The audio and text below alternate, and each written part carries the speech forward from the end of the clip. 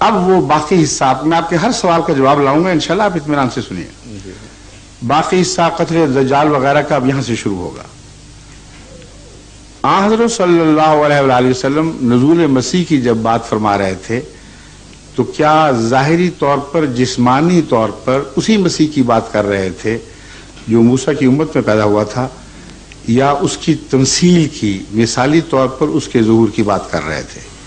جب تک یہ مسئلہ حل نہ ہو ہم اس غور میں آگے نہیں بڑھ سکتے.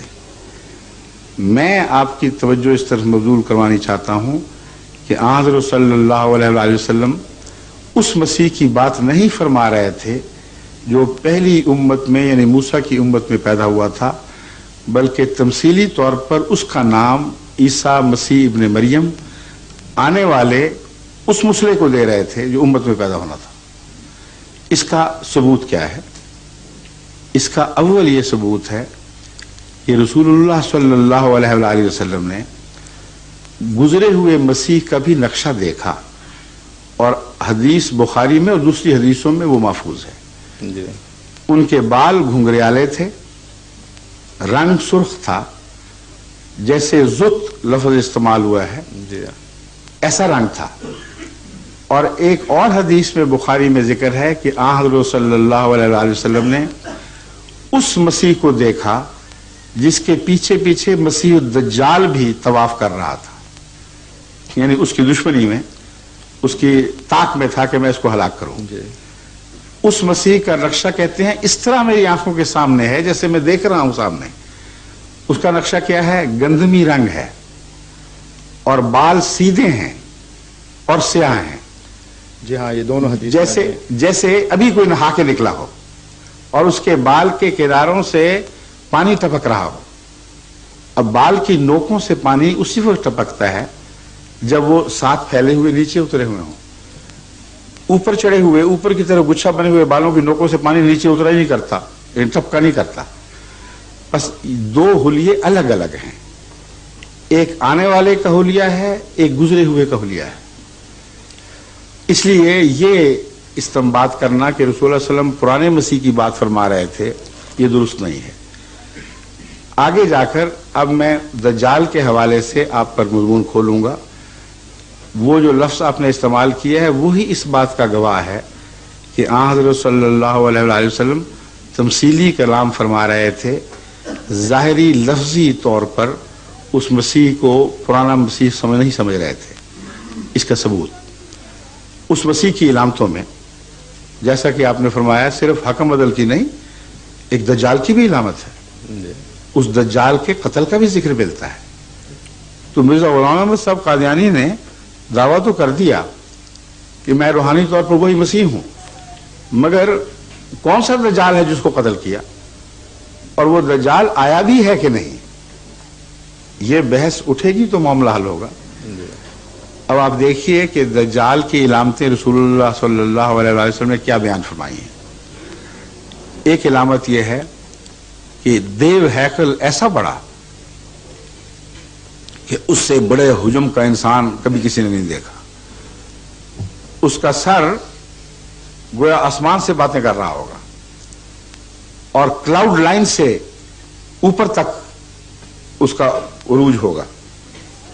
ایک آنکھ اندھی یعنی دائیں آنکھ، اور بائیں آنکھ ایسی روشن کہ زمین کی پاتال تک کی خبر لائے گی،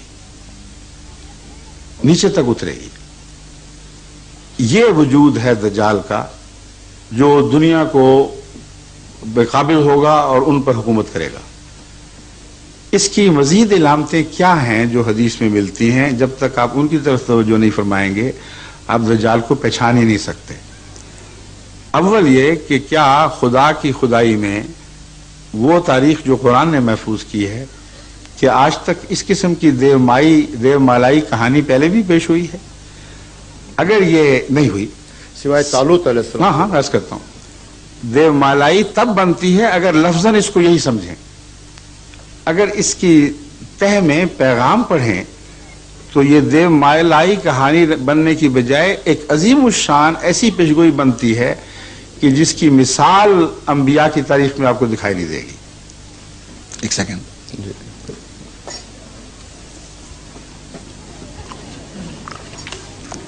آپ نے فرمایا وہ قابض جو ہوگا دنیا پر تو کس طرح قابض ہوگا؟ فرمایا اس کا ایک گدھا ہوگا، اور وہ گدھا بھی عظیم الخلقت ہوگا، اتنا بڑا ہوگا کہ گویا اس کے دو کانوں کے درمیان 70 باہ کا یعنی تقریباً 105 فٹ کا فاصلہ ہے، اور اس کی علامتیں بڑی عجیب بیان فرمائیں۔ جی فرمایا وہ آگ پر چلے گا، پٹھے نہیں کھائے گا، دانا دون کا اس کی غذا نہیں ہوگی، وہ آگ کھا کر چلے گا۔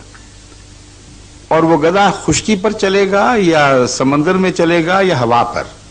اس کا جواب اس طرح ملتا ہے، آپ فرماتے ہیں کہ اول وہ اتنا تیز رفتار ہوگا کہ مہینوں کا سفر گھنٹوں میں طے کرے گا۔ نمبر 2، اس میں سواریاں بیٹھیں گی اور چلنے سے پہلے اعلان کیا کرے گا کہ میں چلنے لگا ہوں، آ جاؤ جس نے بیٹھنا ہے۔ اور وہ خشکی پر بھی چلے گا، یہ بڑی کھلی اس کی وضاحت فرمانے کے بعد فرماتے ہیں کہ اس کی چھلانگ اتنی بڑی ہوگی کہ ایک پاؤں مشرق میں تو دوسرا مغرب میں ہوگا، یعنی ایک جگہ سے وہ ٹیک آف کرتا ہے اور دوسری جگہ جا کے لینڈ کرتا ہے، اور اس کا سفر فضا میں کلاؤڈ لائن سے اوپر ہوگا۔ اور فرمایا وہ جو پیٹ، جس کے پیٹ میں آگ جل رہی ہوگی، اس کے اندر داخل ہونے کے لیے کھڑکیاں ہوں گی اور اندر روشنیاں جلی ہوں گی اور آرام سے بیٹھنے کے سامان موجود ہوں گے۔ پھر فرمایا کہ وہ سمندر پر بھی چلے گا، اور سمندر پر چلنے کی علامت یہ ہے کہ گھٹنوں تک ڈوبے گا، اوپر باقی باڈی اس کے اوپر رہے گی۔ اور فرمایا کہ وہ کیا کیا کاروبار کرے گا سمندر پر؟ فرمایا دجال کی طرف سے وہ گندم اور غذا کے پہاڑ اٹھا کر چلے گا، ان قوموں کی طرف لے کے جائے گا اس گندم کو جو اس کی تائید کرنے والے لوگ ہیں، دجال کے حمایتی ہیں۔ جو ان کے حمایتی نہیں ہیں وہ چاہے بھوکے مر جائیں، ان کو یہ فوڈ کی یا گندم کی امداد نہیں پہنچے گی۔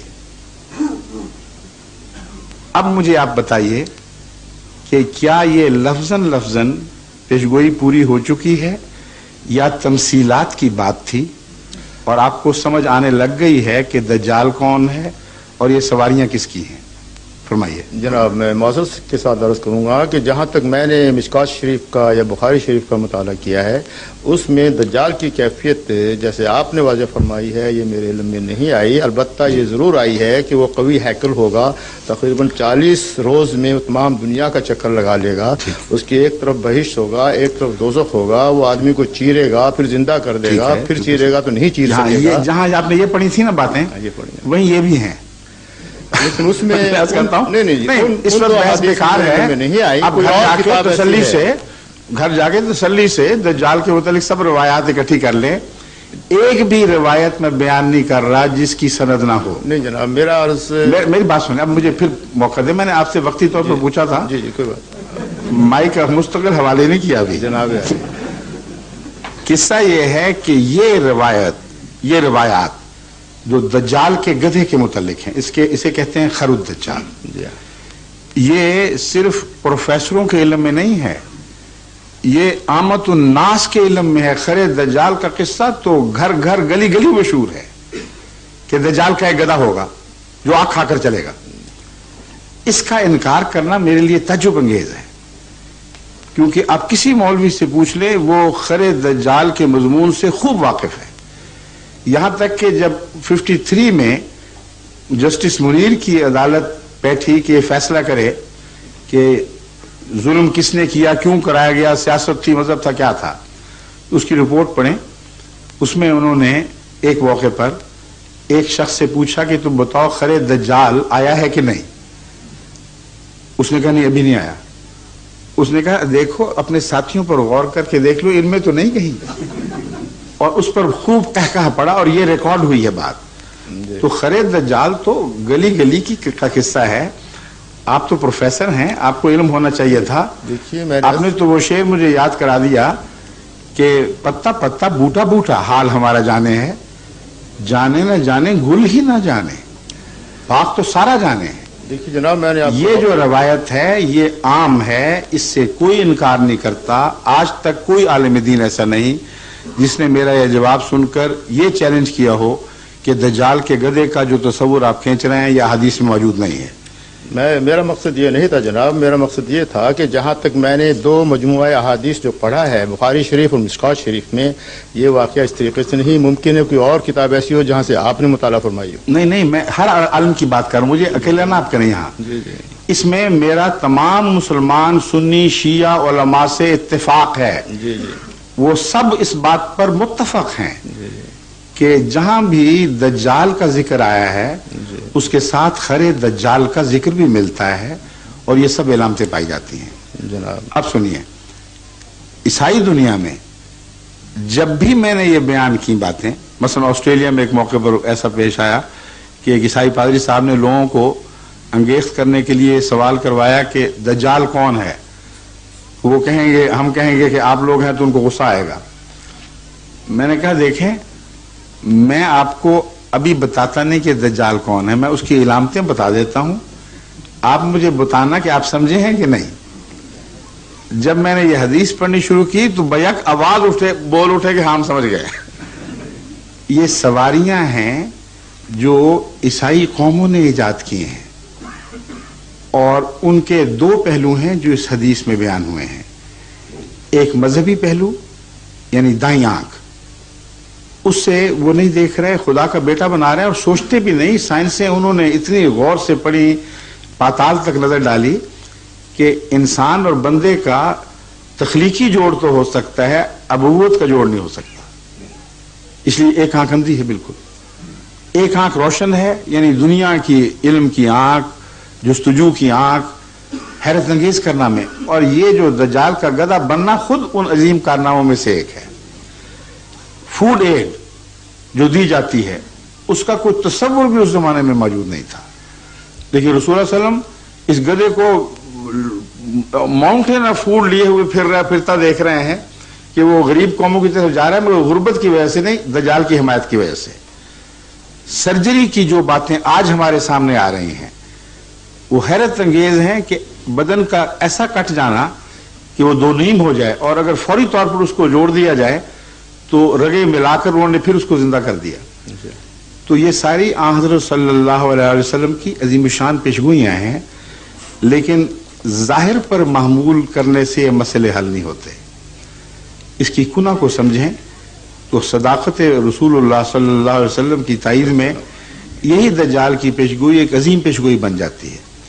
बस इस दज्जाल से टक्कर मसीह माऊद ने लेनी थी और उस टक्कर का खुलासा क्या बयान हुआ, यकसुर सलीबा, वो सलीब को तोड़ेगा, वह यक्तुल खिंजीरा, और वो सूअर को कत्ल करेगा। अब सवाल यह है कि जिसने सलीब को तोड़ना था और सूअर को कत्ल करना था, अगर वो जाहिरी तौर पर वही है तो फिर सलीब भी वही, ना सूअर भी वही बनेगा और सलीब भी वही बनेगी जाहिरी तौर पर। अगर तमसीली पैगाम है तो मसीह भी तमसीली, सलीब भी तमसीली, सूअर भी तमसीली। वो उलेमा जो आप तक अब तक दीन पहुंचाते रहे हैं वो इस बात पर मुसिर हैं कि ये पेशगोइयां जाहिर पर मामूल होंगी। आज तक उस गधे का मुंह देख रहे हैं जो पैदा नहीं हुआ, जाहिरी तौर पर पैदा हो चुका है मगर बातनी मानों में। आज तक वो उस मसीह का इंतजार कर रहे हैं जिसने मूसा की उम्मत का फैज पाया था और दोबारा अभी तक नहीं उतरा। आ हज़रत सल्लल्लाहु अलैहि वसल्लम की पेशगोई अगर दज्जाल के बारे में हैरत अंगेज सफाई से पूरी हो चुकी है तो जरूर मसीह को तलाश करें, वो दिखाई देगा। उसने सलीब को कैसे तोड़ा? उलमा ये कहते हैं कि उसने नहीं तोड़ा क्योंकि दुनिया में बेशुमार सलीबें मौजूद हैं, अरब सलीबें हैं। वो मसीह आएगा, आप कहेंगे अल्हम्दुलिल्लाह ये उतरा, अब हमारी इस्लाह फरमाएगा। मसीह कहेगा नहीं, मैंने पहले सलीब तोड़नी है। उलमा के नजदीक सारी दुनिया के चक्कर लगाएगा, हर ईसाई घर गिरजे का दौरा करेगा, सलीबें तोड़ के फेंकता चला जाएगा। इंडस्ट्रियल कौमें हैं, तो जितनी तोड़ेगा उससे कई गुना ज्यादा बना सकते हैं। لیکن یہ سفر کتنی دیر میں ختم ہوگا؟ جب ہوگا اور امت محمدیہ کہے گی شکر ہے اب ہمارا مسئلہ ہم پر آ گیا، ہمارے پاس آ گیا، مسیح کہے گا نہیں تم نے پڑھا نہیں حدیث میں نے بھی سور مارنے ہیں۔ ساری دنیا کے بیلوں کے چکر لگائے گا، تمام ان کیٹل فارمز کا وزٹ کرے گا جہاں سور بھی پالے جاتے ہیں، اور ان سب کو سوروں کو قتل ختم کر کے پھینک کے تو پھر وہ واپس آئے گا اور مسلمان کہیں گے الحمدللہ اب ہمارا مسئلہ واپس آیا، ہماری اصلاح فرمائے گا۔ تو وہ کہے گا تم نے آگے یہ نہیں پڑھے گا بھئی یتزوج و یولد لہ، وہ بوڑھا شادی بھی کرے گا اور ابھی اس کے بچے بھی ہوں گے، تو مجھے شادی تو رچانے دو۔ اب یہ ظاہری باتیں اگر سمجھیں آپ تو انبیاء کی پیشگوئیوں کا آپ ایک شائبہ تک بھی معلوم نہیں کر سکتے کہ وہ کیا کہہ رہے ہیں، انہیں جن بھوت کی فرضی کہانیوں میں تبدیل کرتے ہیں۔ سب سے بڑا ظلم ہے ان علماء کا کہ امت محمدیہ میں اسلام کی تائید میں ایسی عظیم الشان پیشگوئی موجود ہے جسے دہریوں کے سامنے بھی پیش کیا جائے تو منہ بند ہو جاتے ہیں۔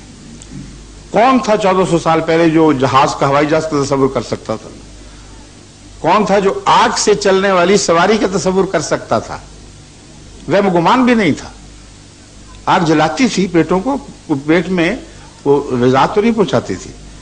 بس یہ وہ پیشگوئیاں ہیں جو تبھی پوری ہوتی ہیں اگر مانوی طور پر تسلیم کریں۔ بس سور سے مراد سور کی تہذیب ہے، سور میں بے حیائی کا عنصر بڑا نمایاں ہے۔ ایسی تہذیب سے ٹکر لینا جس میں بے حیائی نمایاں ہو اور خصوصیت کے ساتھ اس میں ہومو سیکشولیٹی تو پائی جائے، یہ حال تو اب اتنا کھل کر سامنے آ گیا ہے کہ چرچوں کی بحث میں بڑے بڑے کلیساؤں نے فیصلہ دے دیا ہے کہ ہاں تم بشک ہومو سیکشول ہو، تم چرچ کا عہدہ سنبھال سکتے ہو۔ اور ایسے پادری یہاں بھی ہیں اور امریکہ میں بھی ہیں جو کھلے عام ہومو سیکشول ہونے پر فخر کرتے ہیں، اور پھر بھی وہ پادری ہیں۔ یہ جو چیزیں ہیں یہ ساری رسول اللہ علیہ وسلم کی پیشگوئی میں شامل تھی۔ اب دیکھنا یہ ہے کہ حضرت مسیح موعود علیہ السلام نے کیا جہاد کیا ہے جس کے نتیجے میں سب سے پہلے یہ کہا جا سکے کہ آپ نے صلیب کو توڑ دیا۔ سب سے پہلا عقیدہ جو مسیح موعود نے پیش فرمایا اور بڑے زور سے پیش فرمایا وہ یہ تھا کہ قرآن کی روح سے، بائبل کی روح سے، تاریخ کی روح سے مسیح ابن اللہ نہیں بلکہ ایک نبی تھا جو فوت ہو چکا ہے، زندہ نہیں ہے۔ اگر خدا کے بیٹے کو جس کی عبادت کی جاتی ہو، فرضی بیٹے کو، ثابت کر دیا جائے کہ یہ فوت ہو گیا ہے تو صلیب کی کمر ٹوٹ جاتی ہے۔ اور یہی وہ عقیدہ ہے جس کے زور و شور سے پھیلانے کے نتیجے میں سب سے زیادہ مسلمان علماء مسیح علیہ السلام کے خلاف ہوئے۔ اس لیے ایک یہ بھی منظر ہے احمدیت کے زاویے سے، اس کو بھی دیکھ لیں، پھر آپ کی مرضی ہے جو چاہے فیصلہ فرمائیں۔ آپ نے خدا کو جان دینی ہے، مجھے تو نہیں دینی۔